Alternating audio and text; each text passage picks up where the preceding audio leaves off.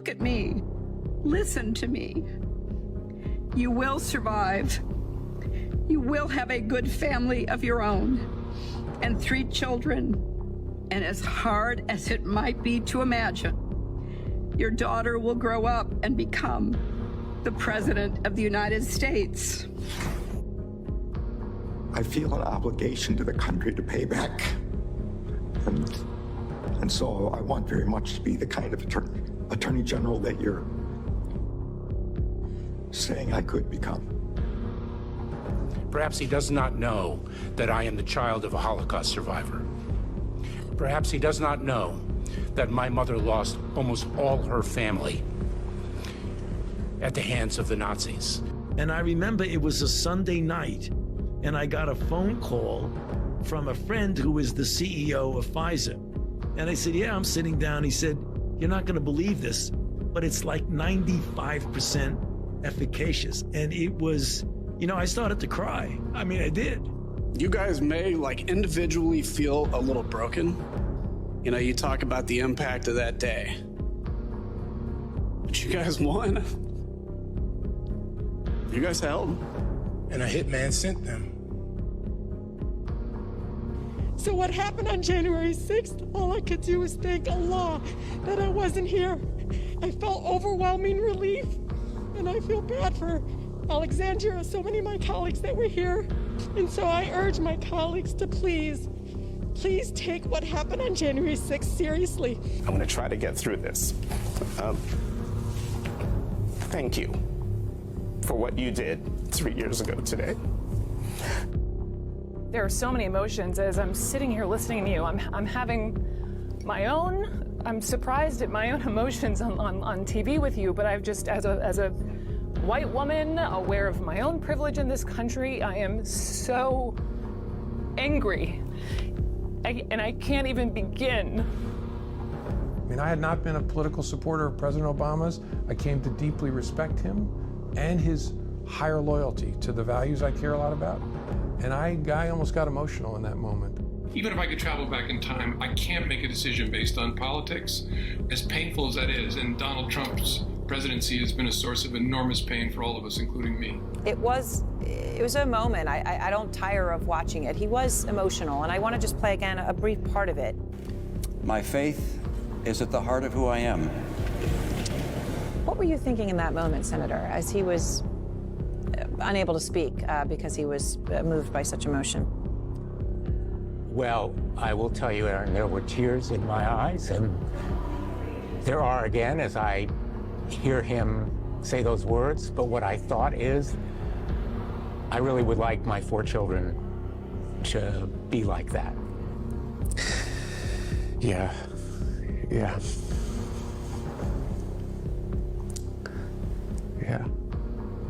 It's hard. I'm a Biden, we cry too much. Yeah.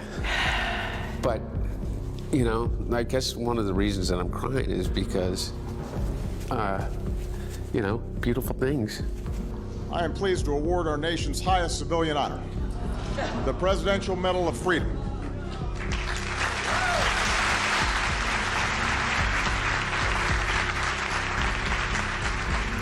Lieutenant Commander Shields, would you come and please read the citations? The Presidential Citizens Medal recipients: Jocelyn Benson.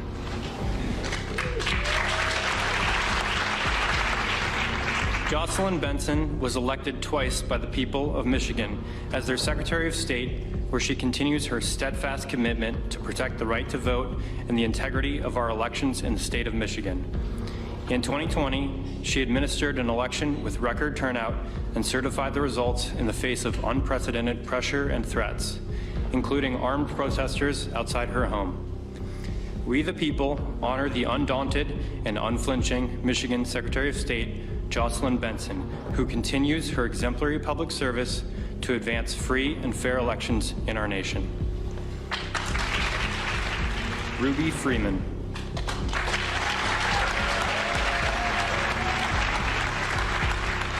Inspired by the voting rights legacy of her beloved Atlanta, Lady Ruby Freeman viewed her civic duty as a Fulton County election worker as a sacred mission to ensure the people of Georgia could exercise their fundamental right to vote freely and fairly. In the 2020 election, she upheld that sacred mission despite an orchestrated campaign to overturn the election and that targeted and threatened her and her family.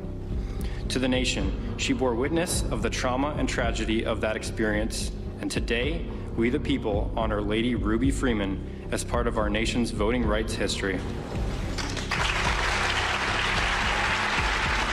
Harry Dunn. On January 6, 2021, he rushed to protect injured fellow officers fighting back insurrectionists. His powerful testimony describing violence and stinging racism laid bare the day's facts for history.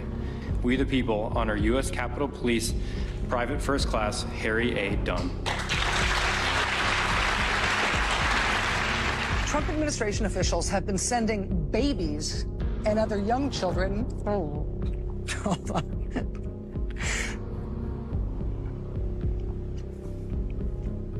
to at least 3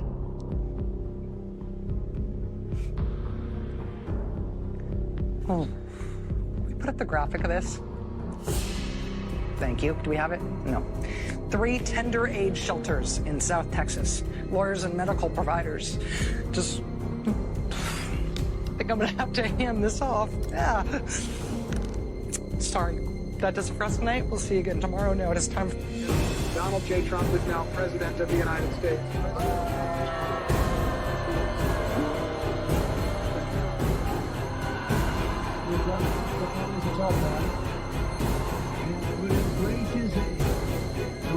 So sorry. Look at me. Listen to me. You will have a good family of your own and 3 children. I can't. And as hard as it might be to imagine. I can't. With my white privilege anymore, I just can't do it.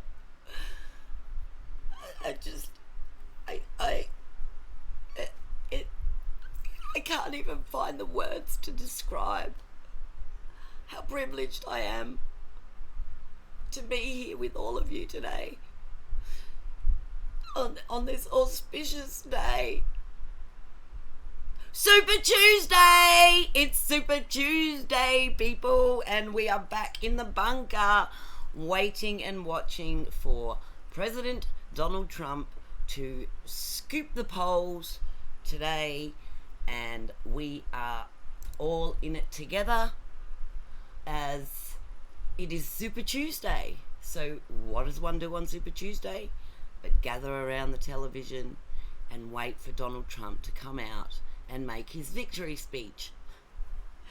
So welcome to the bunker today, episode 90, and we are doing our book review, our film review, of yesterday's Professor David Clements movie, Let My People Go. It was a long movie. It was 2 hours and 18 minutes long, so I did not endeavour to do my review after the movie last night. So we are getting on with that now, and I am going to put in the background, I'm going to put Fox Stream that has got some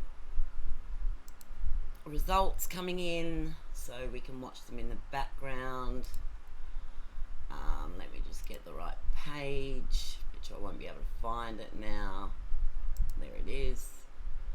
Okay, so we do that, just make sure I'm on the right page before I enlarge it so you can see it better. And over here, and I'll chuck the voice on if anything sounds interesting, although I might just chuck the voice on now because I like to see what Jesse has to say. Jesse is a really good guy. B when they look at the way Trump is rolling up these states, and they look at the national polls that we got from New York and New York Times CNN. So we've got 51.3 to Haley's 45.1 in Vermont. Surprise, surprise. Biden scooping the pool in Virginia. You're not going to just do what someone tells you to do. His wife's in it to win it. His son's in it to win it. And he feels like he's been able to beat Donald Trump before, and he'll do it again. You go into someone at that age's house and you try to adjust their thermostat, and it's World War III. Nothing can change. He's decided he's going to stick with it. And if he loses, I bet you haven't. It's probably better for the Democratic Party to lose with Joe Biden than to switch things out in a chaotic convention, You didn't get to hear what leapfrog Jesse said. Kamala Harris, first black female vice president, and install a straight white male, Gavin Newsom, that could get licked by Trump himself when he could just keep his powder dry for 4 years and run in an open primary. I love that saying. Jesse, we appreciate the commentary and the use of the 8 o'clock hour. It's my gift to you, Brett. Don't abuse it. All right, final predictions for tonight. Is former President Trump going to rack up all these states, 15 in a row? And when do you think he mathematically clinches the nomination?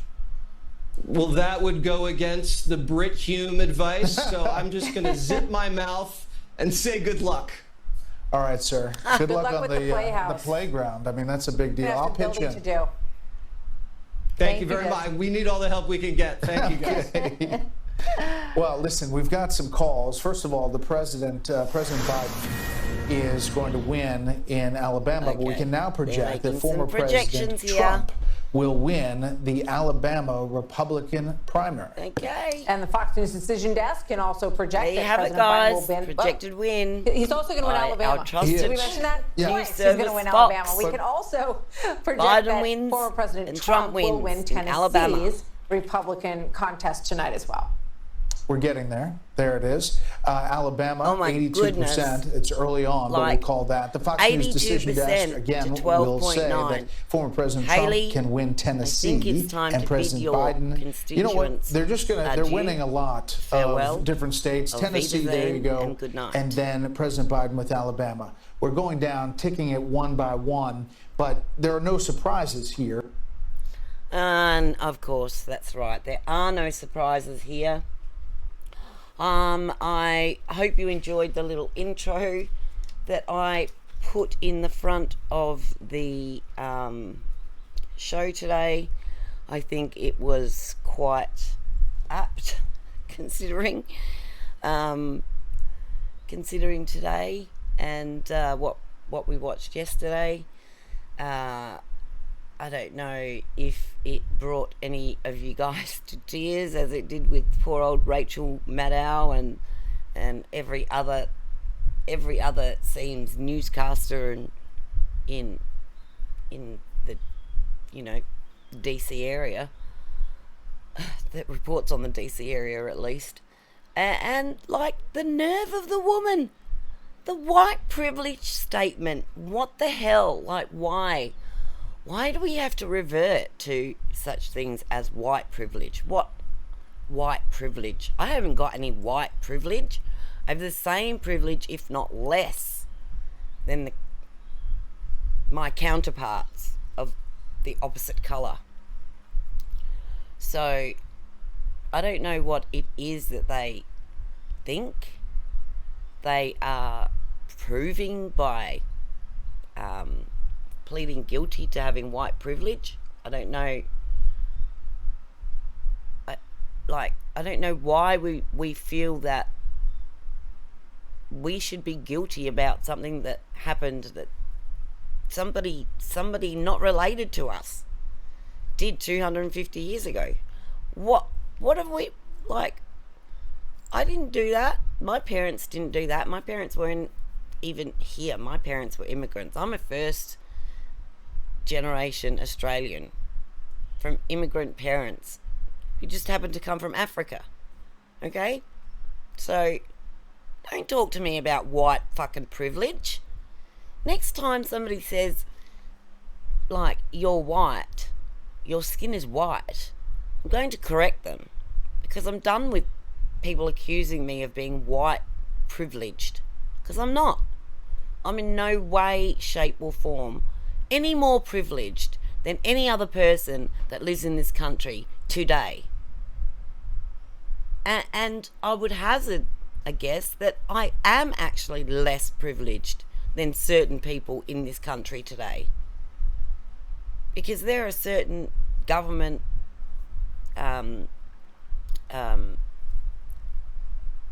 processes, there are certain government payments, there are certain government things that I can't apply for. But my family's from Africa. Like, what? How does that? I don't understand. No, because it's based on means testing. If you work and you earn X amount of money, you don't qualify for any of these things. If your family household is over X amount of income, you don't qualify for any of these things. But if you tick the box, you watch those prizes come quick smart, and they will come quick smart, because that's just the way it is. White privilege is a myth that black people have created to make white people feel guilty about what they did, and that's the size of it. I'm sorry if it offends anybody. It's my opinion. You can have your opinion, and you're quite free to tell me your opinion. Leave a comment below. Subscribe to my podcast, and you'll get alerts every week, and you can yell at me every time I go on air if you think that I'm asserting white privilege of sorts. I'll be happy to correct you, because anything and everything that I do is not seen through a vision, through a lens of privilege, or a lens of I'm better than you in any way, shape or form. And for any person that thinks that about me, that's your choice to think that about me. You can think whatever you want to think about me. But I can also do the same. You've got to understand that this goes both ways. Okay? People are getting fed up. They're sick and tired of being... They're sick and tired of seeing people like Ruby and Officer Fanone being awarded with medals of honor for cheating an election and destroying the Republic and the Constitution that holds it together. So let's get to the movie. Let My People Go was a movie produced by David Clements, and it was diarising basically his journey through this entire election process from 2020. Like, we are going, this man has been suffering through this for 4 years, and he's not a slouch. He's definitely no slouch. He's got many awards. He, since 2020, has travelled to over 200 evidentiary presentations in 47 states. He's talked to, mentored, and listened to over 1,000 families that have been torn apart by the events on January 6th. He told us how when you look, this is the dangerous part of what we do, when you look hard into something to find something and you find it, then you can't unsee it. Once you see it, it can't be unseen. That memory is always in your locker, in your filing cabinet. It is how you then move forward in life with that knowledge that decides what sort of a person you are within yourself, to God, and to the people that you associate with on a daily basis.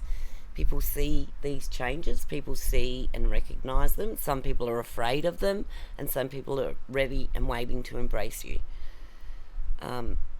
I find that mostly on the red side of things, that we're pretty embracing. Like, once you come around, we welcome you. We don't rub it in your face and, you know, oh God, it took you long enough. You know what I mean? It is the culture of the conservatives to embrace and bring people in, shepherd them in to safety. It's just in our nature. That's why we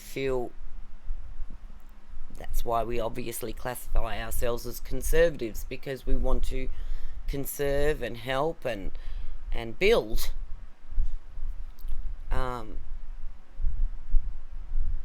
events of January 6th, the events of 2020, November 2020, these moments are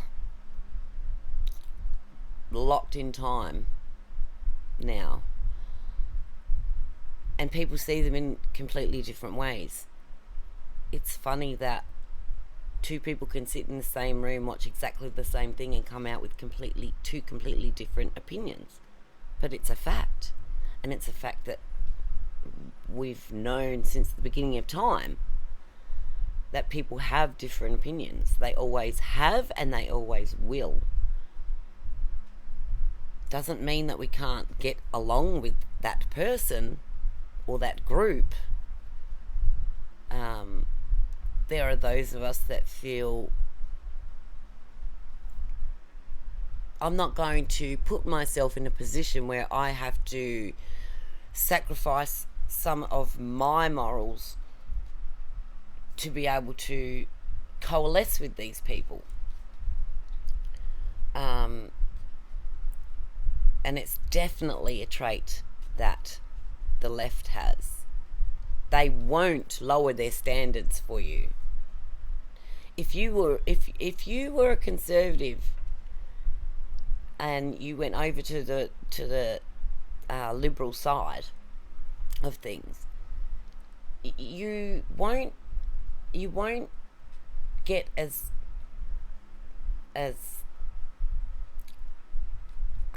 cushy or as happy or as honest a welcome as you would on the right, I guess is what I'm trying to say.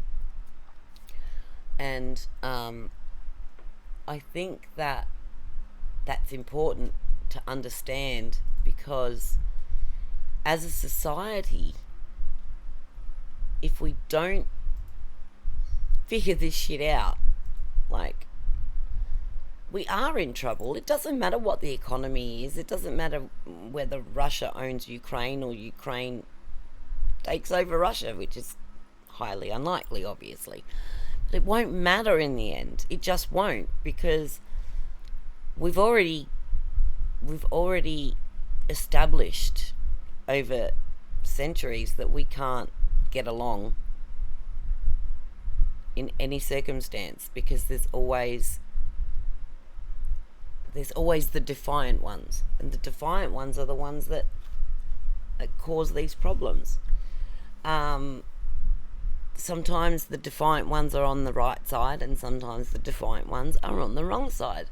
The old saying, there's two sides to every coin. And what you've got to understand is these people truly, truly, truly believe their side. But as I've said before, it's 90% of the time it's based on emotion and not fact. And I think that's what David Clements is trying to get his point across in the movie, is to say that if people were willing to look at the facts of a situation rather than just opinionize without research, then you're more likely to land closer to where we are. Even though you might not be all the way over, but you're more likely in this particular situation with the facts at hand to land closer to where we see things than the other side does. Because the other side always conflates and obfuscates and hides truth. They work with a narrative. They always work with a narrative. And if the narrative doesn't fit, it doesn't go in. We know that. We know that from mainstream media. We know that from that clip that I played at the beginning of the show. And we know it from personal experience. Every one of us, the 7 people watching, have had that sort of an experience with somebody in our lives. We just had to step away, move back, and take them out of our lives, and probably vice versa for them. I find that a lot of liberals like to be argumentative, and that's not to say they all are, because, you know, I know my sister hates arguing. She always believes that I'm trying to lead her into an argument, and I don't think that's true, but I do try to lead her to the facts.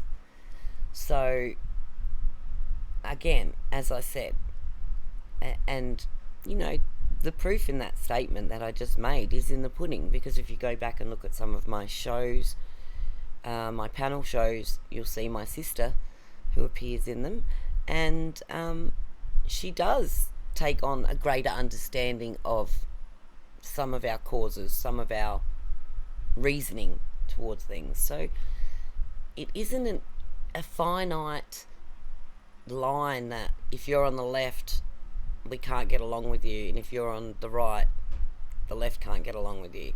It isn't finite like that. There are families all over the world that have liberals and conservatives in them. I mean, there was a family, one of the J6 detainees' son called the FBI on his father, who's now in jail, and it has caused great devastation to that family, as you could imagine.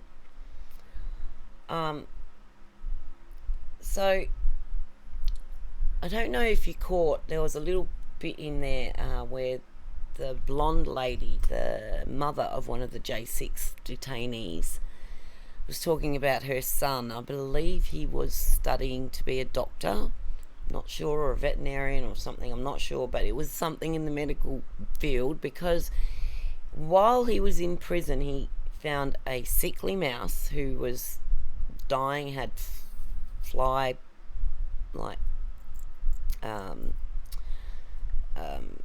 some sort of tick fly thing that was embedded in the poor mouse, and this young lad did surgery on a mouse and saved its life. Like, these are not serial killers, people. These people locked in jail right now as we sit here are not serial murderers. They are no Ted Bundy. 99.9% of these people simply walked into the Capitol on January 6th. They did nothing. Some of these people, like Jake Lang, saved people's lives on January 6th. Where's his Medal of Honor, Mr. Biden? Where is it? Are you going to give it to him after he's found not guilty? Because he saved someone's life. These are the people that you have locked up. These are the people that you cheer for their destruction. You cheer for it.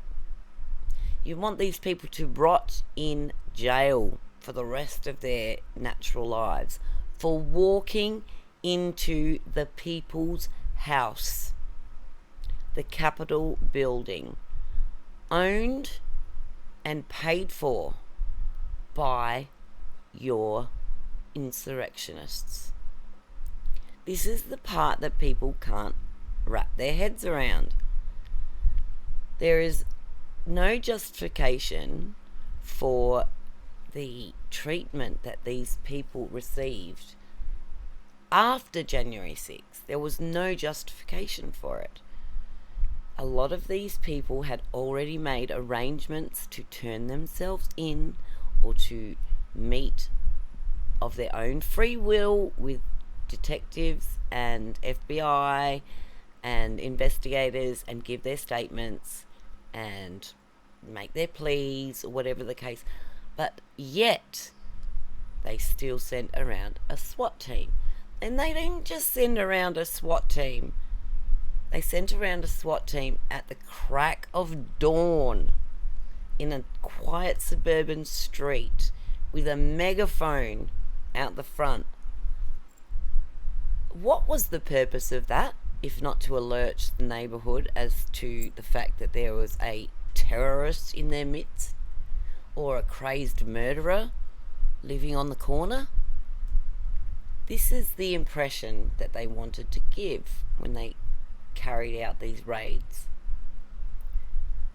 Same as like even the high profile ones, Donald Trump, Roger Stone, James O'Keefe. They all have neighbours. People. Tina Peters. Like, the street was out watching. This is what they want. National embarrassment for these people. They want them locked away in a dungeon so they can't rear their ugly heads and perhaps tell the truth of what happened on January 6th. Have you noticed that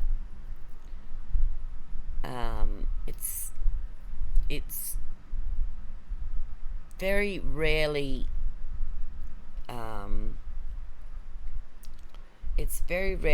spoken about on the news anymore, because if they acknowledge that they're still in prison, a lot of them without actually having even seen a judge yet, actually having been to court yet, actually having had a trial date set yet. In the case of Jake Lang, I believe it was something like 3 years and he still has not had a trial date set, and he's incarcerated all this time, which is what I said at the end of the show yesterday. The states are responsible to a degree for these people coming home. If you live in Richmond, Virginia, the governor of Richmond, Virginia should be on the phone to the president every day, to the FBI every day, demanding that these people are released on their own recognizance to await a trial date. And by jingo, you watch and see how fast that trial date comes up when they're out. Because they can move this stuff along. We've seen them move this stuff along. Look at what's happening with the Trump trials. Look at the Fani Willis trial. That was closed. That case was closed. But boom, another witness comes forward. Opens up the court. More information. The more information you get, the better you're going to make it, the better decision you're going to make with the facts. Take that in congruence with what happened in New York for the E. Jean Carroll case, and you'll see. Nothing was allowed to be said. There were no objections allowed to be heard. There was no defense motions allowed to be put forward. Everything was denied, overruled. That's the way it worked in New York. Thankfully that this Judge McAfee is appearing to play by the rules and the laws of the land and is taking everything into consideration. I have no objection to them bringing in another witness, whether it be for the defense or for the prosecution. But without the facts, how are you going to make a fair choice, a fair decision? How do you decide what's right without all of the facts? And that is what this film represents. all of the facts pertaining to the election, all of the facts pertaining to the January 6th detainees and the events of January 6th. And how it pertains to that is by running through the timeline. It had a very descriptive, although it was a cartoon, way of going through every item that MAGA pointed out at the time of the election, and soundly destroyed every excuse that the Democrats and Republicans had for their statements, their results, and there was no there's no counterclaims. These cases have just been like shelved. They did mention, what did he say? I believe it was 90 lawsuits. Because this goes to the, he's had this has gone to court so many times, and they all said there's no proof. No, not so much no proof.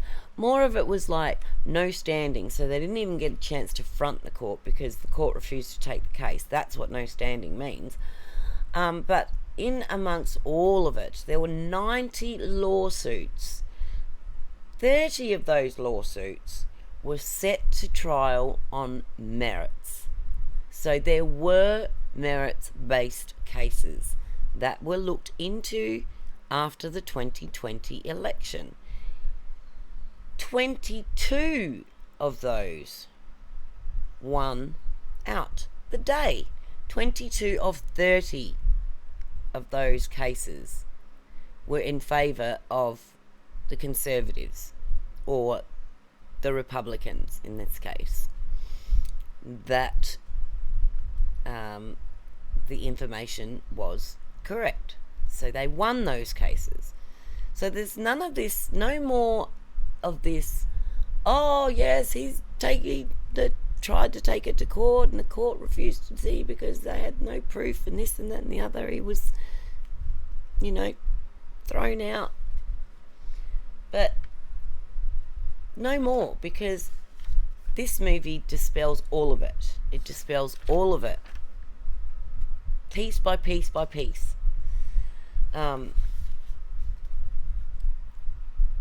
So we got a glimpse of John Poulos, the evil overlord of Dominion, or in that case domination, voting systems. They showed us the actual switching of the votes on national television. The votes changed totals. Now, I don't know about anybody else and how they vote, but where I come from, you've got a big box of votes. You take one vote out and it says Trump. So you put that over here, and then you take out another one and it says Trump, and you put it over here, and then you take another one out and it says Biden, and you put it over here, and then you take another one out and it says Trump, and you put it over here. So far Trump's got 3, Biden's got 1. Now, unless somebody screws up the top 2 and chucks them in the bin and brings it down to 1, which is wrong also, illegal also, how does Joe end up with 3 and Trump end up with 1? It's the old switcheroo. That's what it is. It's the old switcheroo. Don't believe your lying eyes. And that was just one of the ways that they did it with the vote switching. They physically went through and showed you these people, how they manipulated the machines. They talked about the USBs, the rewritable USBs. So doesn't matter what happens after they take that USB out of the voting machine. Doesn't matter what the totals say, because it's a rewritable USB. They can then put that into another computer, do whatever they like to it, and then send it on to the results place to log it in the results into the main computer, into the mainframe, as we call it, right? So this is why I was saying that the ratio of fraud reduces when paper ballots, hand counted, are done, and you can get a result, at least a substantial idea of the result, within hours of the election. Hours. It's here, France, a lot of places that still, and have gone back to paper ballots. Now, of course, there are some countries that have paper ballot elections, but there's one name on there. So, you know, it doesn't matter. The fraud is actually on the ballot when you only have one person to vote for. So, we have Karl Rove, everybody's favourite rhino, with his little whiteboard. So, you know, here's the thing. Manipulation from top to bottom is what was happening in this election. There was no one cause of how Donald Trump had the election stolen. It was a multiple, and Vanity Fair, remember, did a story about it. Don't forget, they did a story in 2021 about how they saved the election, and they laid it all out for everybody. Everybody had right there in black and white a copy of how they stole the election, by undermining the polling places, by undermining the influence peddling by the Zuckerbucks of the day, the Soroses, and, you know, all the other globalists that for some reason can't keep their dirty, filthy fingers out of elections, except for voting, of course. That's the only involvement that they should have in elections. They should have to adhere to all of the strict campaign funding policies as an individual and as a corporate business. None of this 5 million here, 3 million there, I'll pay for your campaign, Fannie Willis. No more. You can't do it. It's killing you. It's killing us all. And if we don't wake up and start changing the way things work, we're in trouble. We, the people, are in trouble, because they ain't coming to save us. They're only out to save themselves. They ain't building a bunker out in Hawaii for you guys or me. We don't get an invite. We don't get the door code. So the other bits and pieces, like they had detectors in the machines that turned off. They turned off detectors in the machines that would detect counterfeit ballots. They were encouraging people to use a black marker when they knew very well that by using a black marker they could easily forge people's ballots. Television. Yeah. And this is my mother, guys. She's just joined in on the podcast. So don't forget when you go and vote to bring your own blue pen. We are provided with. All right, Mum. I'll come in and have a chat with you after I finish. I'll come and have a chat with you after I finish. What time is the doctor appointment? 4 o'clock. Now you know. Okay, so don't forget to take your own blue pen. Here in Australia, they give you pencils. I don't like that idea either, because, you know, pencils have erasers. It can be erased. So just as bad as using a felt marker, as far as I'm concerned.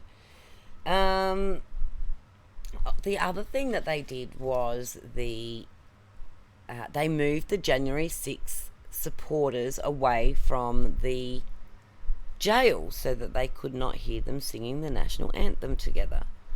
As you saw in previous encounters, when they had done that, the prisoners themselves would react by flashing their lights on and off at the windows so that they could see that they were aware of the people outside sharing the love. I thought that was awful. I think that's absolutely disgusting. These people were standing out on public property. They weren't disturbing anybody. They were simply singing the national anthem at 8 p.m. every night, and then they stopped. They weren't having parties. They weren't walking around with ghetto blasters on their shoulders, beatboxers or whatever they used to call them in the 80s. You know, there was and is so many things that have affected people's truth of what's happened. So they've been brought into the narrative willingly or unwillingly by the news and people that have reported these lies, the constant carry on of people like Rachel Maddow and Don Lemon crying on national television and, you know, telling them how guilty they feel for all of the hurt that they've caused. And what hurt have you caused? Like, name it.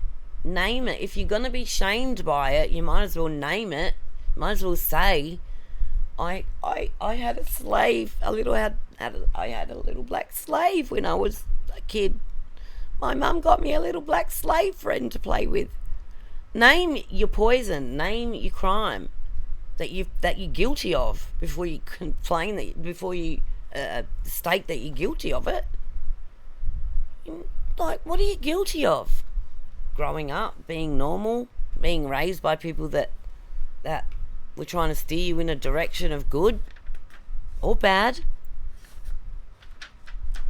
It's not for me to say whether your parents were good to you or not. That's for you to say, but why do you let it stain your life like this? I've had lots of bad things happen to me in my life. From a very young age, lots of bad things. I've tried my hardest not to let it stain my life. Which is why maybe one of the reasons I do this, because there are moments in your life where you want to run to the top of the mountain and just scream, and you know that nobody will really hear you, but you can let it out.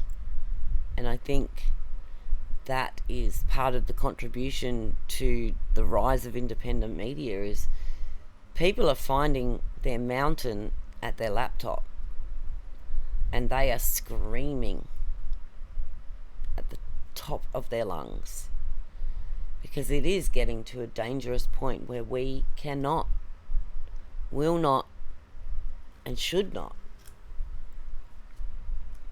allow our civilization to fall into such disrepair that our children, their children, or even their children will not be able to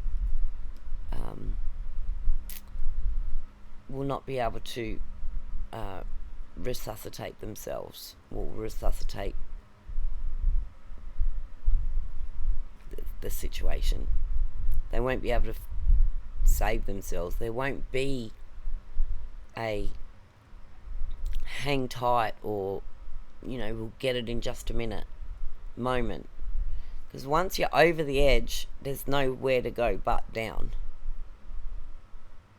So we either hold hands and we go down together, we go down fighting,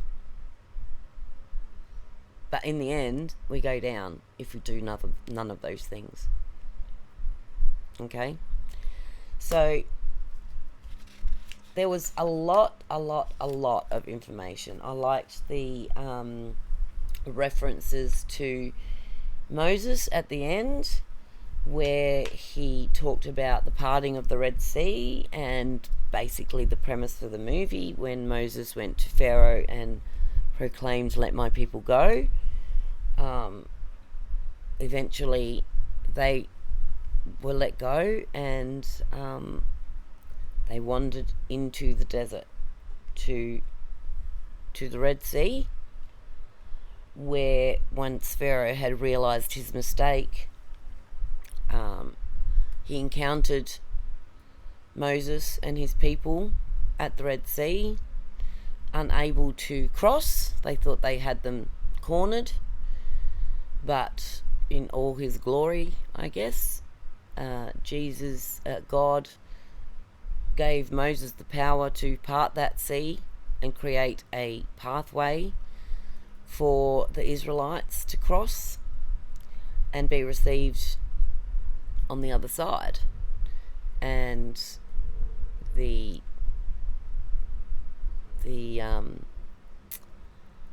collateral damage was Pharaoh's warriors, who got caught up in the wave once God closed the sea off. He made a point, he made a statement: be the Red Sea.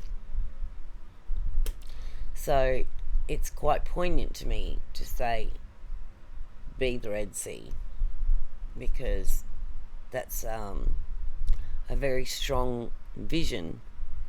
You know, we're often talked about red waves, red landslides, red this, red that, red oceans of red, but hasn't ever really materialized in the last 2 election cycles. So he wants us to be the Red Sea. He wants you to be the Red Sea. He wants you to have the power of the ocean. And you do have the power of the ocean when you come together. But are you, brave enough? Are you brave enough to follow us into the desert when Pharaoh gives us our freedom? Because the trek through the desert is the hardest part.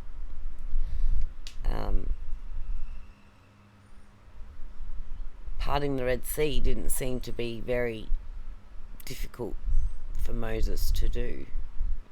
Obviously uplifted by the strength of God. Jake Lang has been baptizing people in prison with toilet water. Are you brave enough to follow us into the desert? Are you brave enough, faithful enough, strong enough to be the Red Sea? Join us and we're strong. But if we all try to do this on our own, we're just going to be like the old mouse in the wheel, going around and around and around, searching for something that's just not going to be there in the end, because it's just the same old scenery over and over again, because you're in a wheel. Wheels work, remember? They do. Donald Trump says so. So, again, this movie will enlighten you to a lot of facts that you may not have known about what happened on the 2020 election. This film will certainly enlighten you to the plight of these January 6 defendants, what they have suffered through, what they are suffering through as we speak. And there is no shame there's no shame in being a white woman, for a start. I'll say that. And there is no shame in being vocal about your morals and your faith and your family values. There is nothing wrong about that. How do we go about it in such a way that we can bring people together rather than push them apart or push ourselves apart from other people? That is the mountain that we have to climb. I urge everybody, it is free. The link is in my description down below. I will try and put the link to that MAGA Kings clip that I played at the beginning. I'll have to go into my actual Instagram first because that was a link. I clicked 2 links, so I couldn't find the share button. Well, I couldn't figure out the share button. I don't use Instagram that often.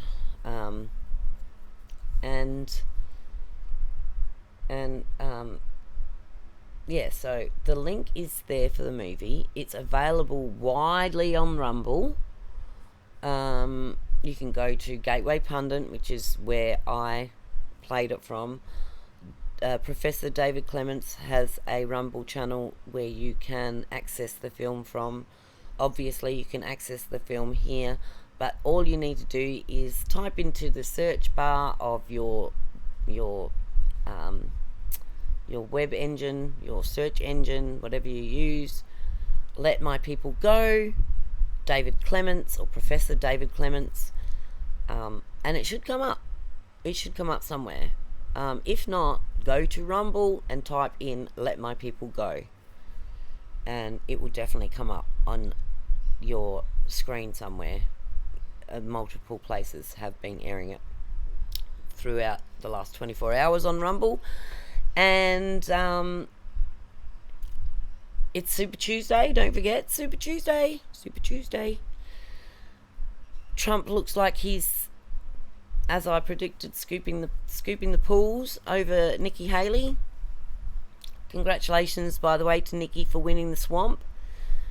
Takes one to know one. And we're going to cut it for today. From here, we're going to do some of our own poll watching, and as you heard before, I'm going to go have a chat to my mum about her swimming, which is where she was today. So I am going to end it here, guys, and we are going to, as usual, end it the same way we always end it, and that is to say, keep the faith, follow the facts, find the fight, because you're going to need it, or we'll see you in the gulag. MAGA out.